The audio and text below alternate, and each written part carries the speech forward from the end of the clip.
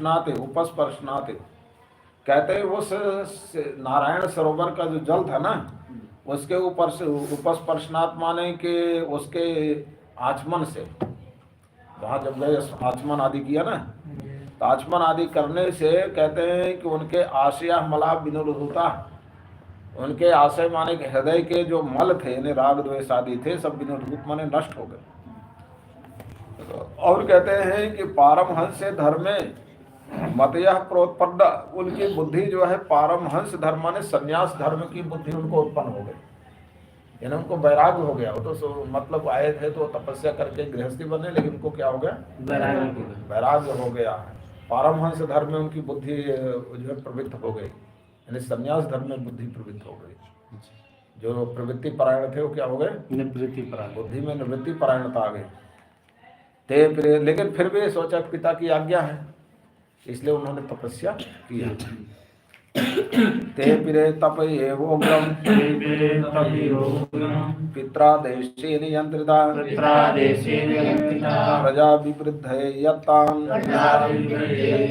देवर्षिस्तान् ददर्शः।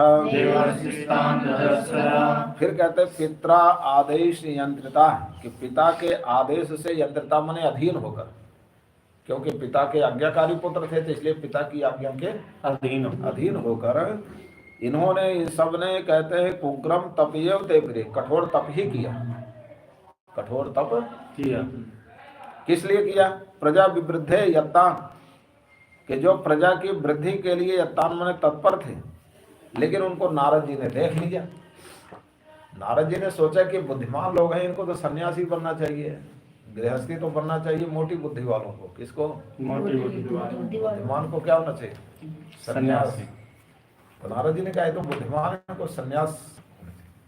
ये सनातन धर्म का ज्ञान इतना श्रेष्ठ क्यों है? इसलिए है कि यहाँ जो है जो बुद्धिमान लोग होते थे वो परमात्मा की तरफ जाते थे, निवृत्ति परायण होते थे, सन्यास के मार्ग में जाते, तो अध्यात्म का खूब चिंतन करते थे। तो अध्यात्म जो उनको अनुभव होता जो लिखते थे, तो जरा सा मतलब उनका कोई एक वाक्य भी जो है उसके बराबरी जो है आजकल दुनिया में जितना ज्ञान फैन करते हैं ना ये बाइबल उसके एक वाक्य के बराबर भी नहीं, क्योंकि अध्यात्म का इतना गहरा चिंतन करते थे। जो लिखते थे, जो ज्ञान उनका होता था, साक्षात अनुभव करते थे, प्रत्यक्ष उनको अनुभव होता था, केवल ऐसे नहीं किसी सुन लिया और उसको लिख दिया। लेकिन विदेशों में क्या होता था कि विदेशों में जो है कि बुद्धिमान लोग गृहस्थी बनते, आज जो मोटी बुद्धि वाले होते हो इधर आते अध्यात्म की तरफ।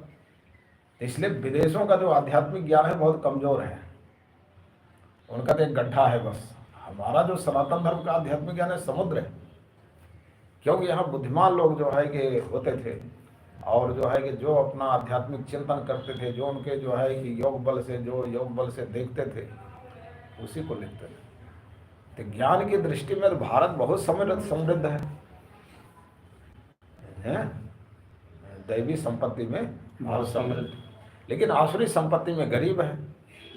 विदेशों में अमेरिका आदि का है, वहाँ बुद्धिमान लोग गृहस्थी बने, इसलिए कि जो है कि गृहस्थी लोग तो बड़े धनवान हो गए, तो उन्होंने कि गृहस्थ में संसार में कैसे उन्नति करना खूब आविष्कार किया। लेकिन वहाँ का जो आध्यात्मिक दर्शन है बहुत कमजोर है, इसलिए विदेशी भारत आते हैं। क्यों आते हैं? तो ये इसलिए नारद जी ने देखा कि तो बड़े बुद्धिमान, इनको तो सन्यासी बनना चाहिए। क्या बनना चाहिए? सन्यासी बनना चाहिए। बेचारे गृहस्थ बन करके अपना सारा जीवन बेकार कर देंगे, इसलिए नारद जी आ गए। नारद जी तो कल्याण ही करते हैं ना, क्या करते हैं? कल्याण। उवाच चाथ हर्यश्वाः कथं स्रक्षत वै प्रजाः अदृष्ट्वान्तं भुवो यूयम् बालिशा बत पालकाः।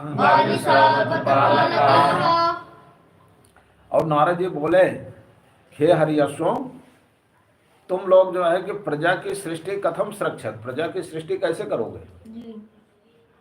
अदृष्टवांतम भुआ, अरे तुमने जो है भुआ मैंने धरती का अंतम अदृष्टवा, पृथ्वी का अंत तो देखा नहीं अभी, कि पृथ्वी कहाँ तक है, धरती इसका अंत अभी देखा नहीं। तो तुम लोग प्रजा की सृष्टि कथम सुरक्षित, प्रजा की सृष्टि कैसे करोगे? और